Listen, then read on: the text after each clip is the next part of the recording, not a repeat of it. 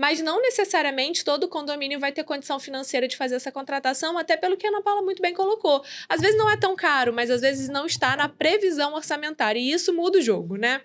Então, a gente vem para as opções de contratação pontual para determinados casos específicos. Eu preciso entrar com uma ação contra um prestador de serviço que o contrato foi mal feito e agora ele não está me prestando um bom serviço, preciso rescindir esse contrato, preciso aplicar uma multa. Enfim, uma contratação específica, a gente também trabalha muito assim no mercado. Mas a gente no escritório viu uma necessidade, uma carência do mercado que é na pessoa do síndico. Principalmente os síndicos que estão se profissionalizando. Eu não costumo usar a terminologia síndico morador e síndico profissional, porque eu acho que todo síndico tem que ser profissional, fazer uma gestão profissional, seja ele morador ou externo. Por isso eu chamo o síndico interno e o síndico externo, e ambos para mim tem que ser profissional. Mas nessa categoria aí do que eu chamo de síndico externo, né? Eu vi que eles estavam se profissionalizando, indo para o mercado, mas, óbvio, eles não são advogados. Então, algumas perguntas eu recebi, até de colegas, que a gente tem muito colega síndico, a gente faz parte de um clube que tem muito colega, né? E as pessoas me faziam perguntas e eu senti uma demanda, senti uma falta no mercado de uma assessoria jurídica voltada para o síndico. Olha que bacana que é um síndico externo que está oferecendo o seu trabalho, que está apresentando o seu trabalho para o mercado e dizer o seguinte, olha, eu sou um síndico, seja eu pessoa física ou seja a minha empresa, que eu tenho assessoria jurídica para mim, né? Eu consigo resolver questões do condomínio sem demandar o condomínio financeiramente, porque eu já trago um jurídico. E aí é isso que lá no escritório a gente chama de assessoria jurídica pocket, porque ela é mais simples, porque o síndico vai trazer ali demandas específicas, né, menores, para a gente dar uma orientação, uma consultoria jurídica, e ela também é mais barata. E isso viabiliza essa contratação. E aí ele pode chegar numa assembleia e dizer o seguinte, olha, eu trago aqui comigo, na minha apresentação, eu tenho uma assessoria jurídica, paga por mim, etc. Quanto mais condomínios ele vai tendo, mais viável vai ficando, né? Esse valor de honorário vai sendo diluído para ele dentro da viabilidade financeira dele, e a gente tem tido muito sucesso, porque a gente tem ajudado síndicos a resolver situações. Vou dar um exemplo. Ontem me ligou um síndico que é cliente dessa assessoria Pocket dizendo o seguinte, Catrine, o Santander, banco aqui que eu tenho conta no condomínio, me ligou pedindo a convenção registrada. E a gente não tem essa convenção registrada. Então, ele me disse que vai fechar a minha conta. Como é que funciona isso? Esse condomínio não é meu cliente. Quem é meu cliente é o síndico. E aí, ele me fez essa pergunta, nós conversamos sobre esse assunto e, obviamente, se o condomínio precisar de uma atuação jurídica sobre isso, ele vai fazer uma contratação específica, né? Mas o síndico já tem uma resposta para ir à assembleia e dizer que ele consultou o jurídico interno dele e que a resposta é essa, essa, essa. Que as providências são contratar uma ação para entrar contra o Santander, que manteve essa conta ao longo de 15 anos e agora, sem registro de convenção, e agora quer exigir uma convenção, né? Ou então passar o orçamento para um registro de uma convenção, enfim, temos uma série de possibilidades. Mas o síndico se mostra mais preparado quando ele rapidamente aciona a sua rede de apoio, né? Nós somos a grande rede de apoio do condomínio. Por isso eu coloquei esse serviço no mercado, que é a assessoria jurídica Pocket, que é contratada diretamente pelo síndico. Os síndicos orgânicos, obviamente, podem, né, fazer uso desse serviço, mas os síndicos externos fazem ainda mais, porque eles diluem essa contratação no volume de condomínios que eles acabam tendo. É muito legal, doutora Catrine, o ponto onde a senhora fala sobre a necessidade do síndico. E aí eu quero chamar a atenção de uma coisa que eu sempre falo. O gestor e a gestora condominial, eles contratam, às vezes, assessoria para o condomínio. Mas eles próprios não têm uma assessoria jurídica para eles.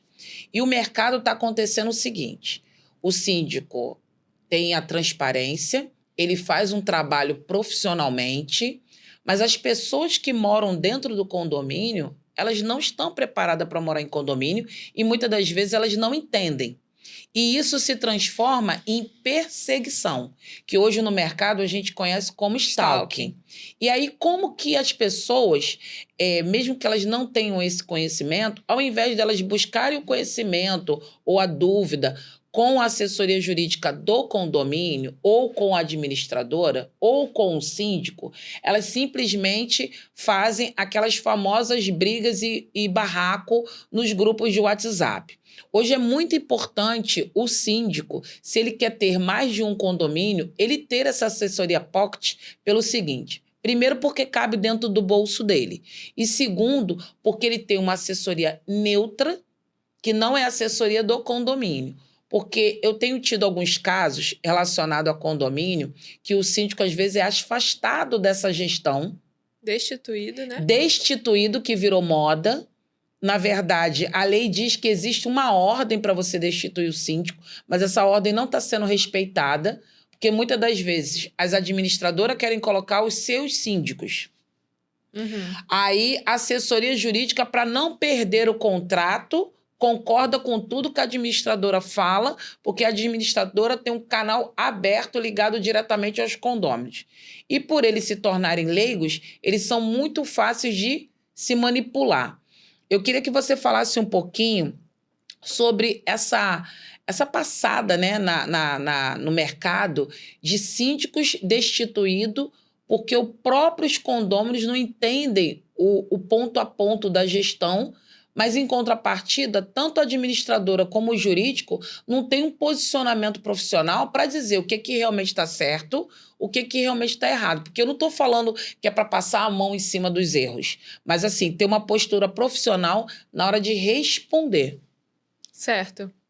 A primeira coisa que a gente deve estabelecer é realmente tá uma moda de destituição de síndico mesmo. Por quê? Porque eu acho que a informação, isso que a gente está fazendo aqui, né? A gente está fazendo um podcast, ele vai para o YouTube, ele vai para o Instagram e as pessoas têm tido cada vez mais facilidade de ter contato com informação.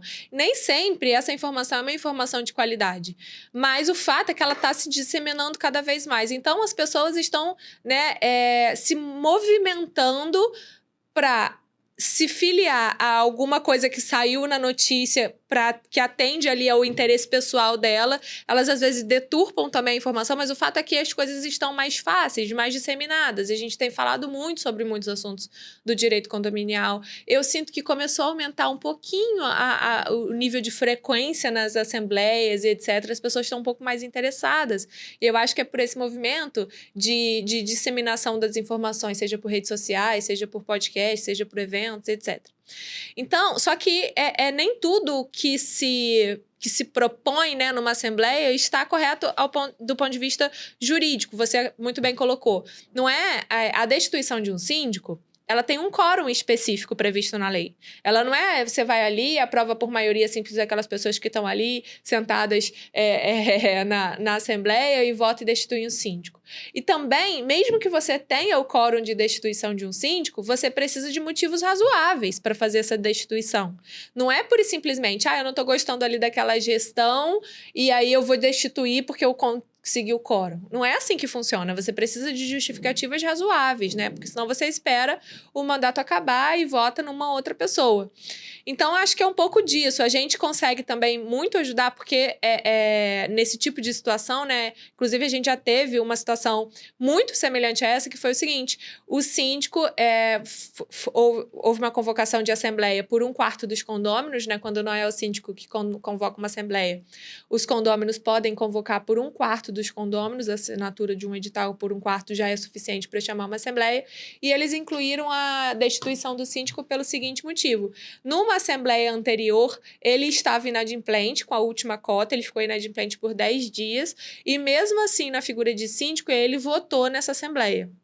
Então, esse fato, né, que de fato é controverso, supostamente gerou ali o burburinho no condomínio de que ele poderia ser destituído. E nesse caso, eu era advogada do síndico, nesse formato de assessoria pocket. E a gente compareceu à assembleia para explicar o seguinte: olha só, especificamente qual foi o prejuízo provocado por essa votação. né? Qual foi o prejuízo que o voto desse síndico que estava inadimplente provocou? Nós votamos ali, a Assembleia em questão foi para votar aumento de orçamento. E a votação foi assim, de 3 contra 23. Então, se não tivesse o voto dele, seria 3 contra 22. Qual é o prejuízo? O que ele fez errado de administração? Ele desviou recursos desse orçamento aumentado ou não? Então, a gente conseguiu na Assembleia demonstrar que não houve nenhum desvio, nenhum prejuízo provocado. Pode até ter tido um ato isolado que poderia ter sido evitado com uma melhor orientação jurídica, se ele tivesse na época, etc., mas que não houve um prejuízo. E ali na Assembleia a gente conseguiu demonstrar que não havia motivos para uma destituição.